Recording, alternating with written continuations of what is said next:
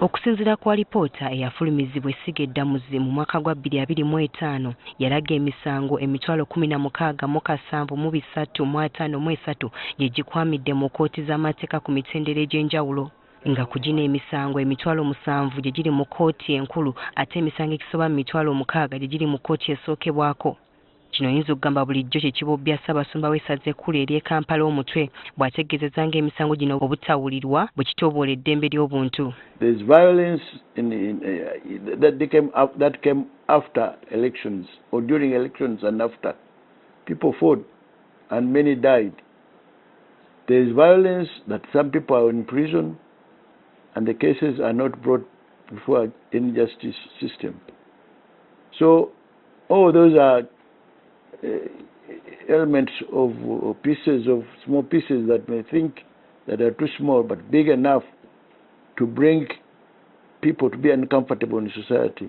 Ono asabye abantu okulwanira eddembe lyabwe mu ggwanga era okubeera emikutu egy'eddembe mu maka gaabwe gye bawangaalira. Twagala okukubiriza abantu ssekinnoomu n'ebitundu ebirala okufuuka abakozi b'emirembe mu maka gaabwe. Ssaabasumba era yennyamidde ku butabanguko mu maka obweyongedde obutandise n'okutwaliramu obulamu bw'abaana abasaalumanya. Obutabanguko mu maka buva mu butali bwenkanya obubeerawo. Olaba oli afunye omukazi omulala, mbadde n'omukyala wange manya babeze ate kati afunyeyo omulala, kati byonna bigenda eri nziba n'abaana kambate bonna ffenna tufiirwe. Ebintu ebifaananako bwe bityo kubanga obwenkanya tebuliiwo.